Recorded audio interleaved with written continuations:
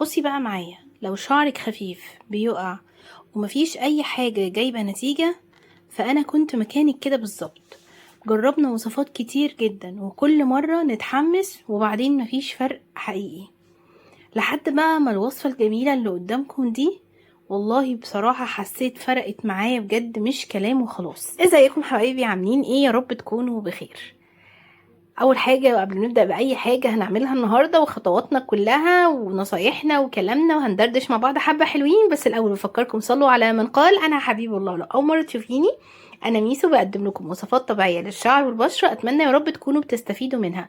ولو لسه ما عملتيش اشتراك، اعملي اشتراك في القناه ودوسي على زر الجرس عشان يوصلك مني كل جديد. اول حاجه زي ما انتم شايفين كده هنحط القهوه وعليها ميه على النار، وهنسيبهم يا بنات يغلوا كويس. انا هنا حبيت ان انا ازود تركيز القهوه، يعني احط معلقتين او 3 كبار، وبعدين عشان انا عايزه قهوه مركزه، يعني مش عايزه خفيف. كل ما زودنا القهوه، انا بحب القهوه جدا ومفعولها على الشعر بصراحه ليها فوائد جامده جدا. القهوه مش مشروب بنشربه علشان نصحصح، ليها فوائد كتيره جدا لبشرتك ولشعرك كمان. بتزود التركيز والانتباه وبتحسن المزاج، دي حاجات كلنا عارفينها. بتقلل الاحساس بالتعب وبتدي طاقة، وطبعا ده مجربينه. كمان بتساعد على تحسين الاداء في التمرين وفي اي حاجة انتي بتعمليها، ولدماغ الجميلة وللقلب كمان. ونيجي بقى للحتة المهمة بتاعتنا اللي هي بشرتنا وشعرنا. طبعا بتنشط الدورة الدموية في فروة الراس، ممكن كمان بتقلل التساقط مع الاستخدام المتكرر. بتقشر الجلد الميت وبتدي نعومة لو انتي بتعمليها او بتحطيها في ماسكات لبشرتك. وكمان بتساعد في تحسين مظهر السيلوليت اللي بيكون في الجلد. ما تشربيش برضو قهوة كتير عشان الأرق وكمان التوتر، وبتزودش ضربات القلب. فأي حاجة بالاعتدال بتكون كويسة جدا. أنا كده بقى حطيتها على النار علشان خاطر اللون بتاعنا. بتنشط كمان فروة الراس وبتساعد على انها بتقوي البصيلات. وطبعا شعرك مش هيقع بعد الوصفة دي خالص. في طبق تاني هجيب معلقة من النشا وكمان السدر، من احسن الحاجات اللي ممكن تحطيها على شعرك، لانه بينظف الفروة جدا وبيقوي الشعر وبيديكي كثافة ملحوظة مع الاستمرارية. وبعد ما القهوة بتغلي هتنزلي بيها على الصدر، بس بالراحة شوية شوية زي ما هتشوفي معايا كده دلوقتي. انا بصراحة خلطت النشا الاول، ما كنتش عايزة انزل بالنشا لما انزل بالمية والصدر عشان ما يكتلش معايا. النشا عايزة اقولك مفعوله جبار من اول استخدام، لانه هيساعدك جدا على نعومة الشعر وبيخليه لامع صحي ومفرود اكتر. انا هنا اهتميت ان انا اقلب كويس، انا عايزه كل المكونات تمتزج كويس جدا مع بعض. الصدر طبعا من اقوى الحاجات اللي بتقوي البصيلات وبتقلل التساقط، وكمان بتزود كثافه الشعر مع الاستخدام. بينظف فروه الراس بعمق من الزيوت والقشره، بيساعد على تقليل الحكه والالتهابات، وده طبعا بيعمل قشره جامده جدا.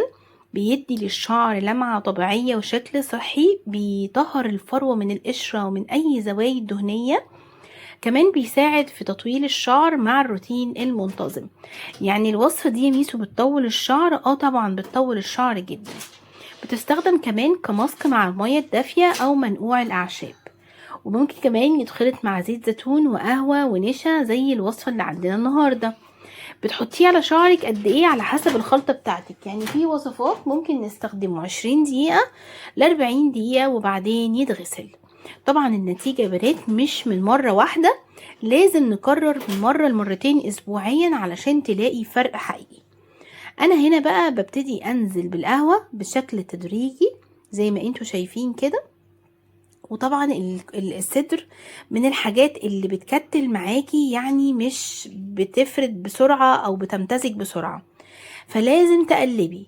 التقليب مهم قوي. بعد ما الخليط يبقى قوامه كريمي زي ما هتشوفوه معايا وزي ما شفتوه معايا في بداية الوصفة، هيبقى سهل عليكي انك تحطيه على شعرك من غير ما يقع او يبقى تقيل قوي. طبعا في مكون مهم قوي لو انت عندك شعرك جاف، زيت الزيتون.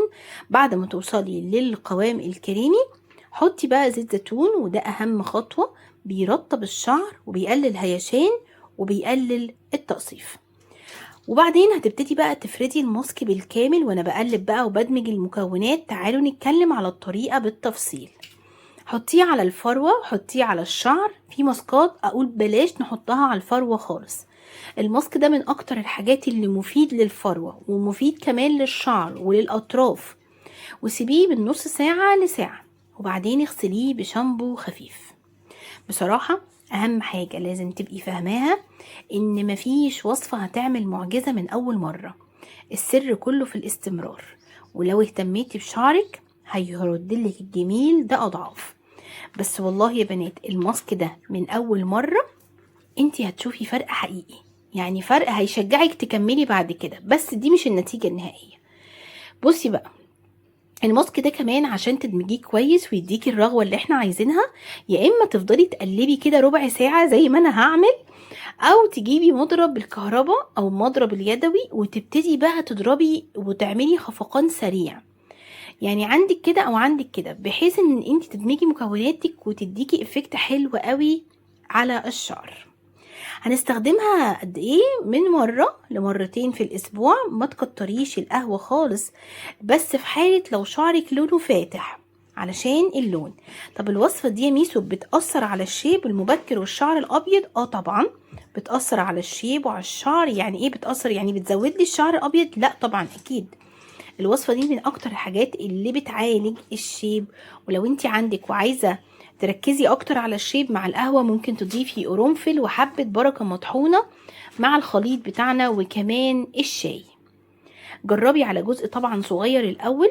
لو فروة الراس حساسة، على الرغم ان المكونات كلها امنة وطبيعية، بس احنا لازم نقول نجرب على جزء صغير من الفروة تحديدا، مش لازم الشعر.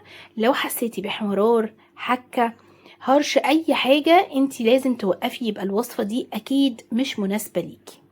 طبعا وزعيها بالتساوي وسيبيها الفترة اللي قلنا عليها، وبعدين بقى اغسلي شعرك.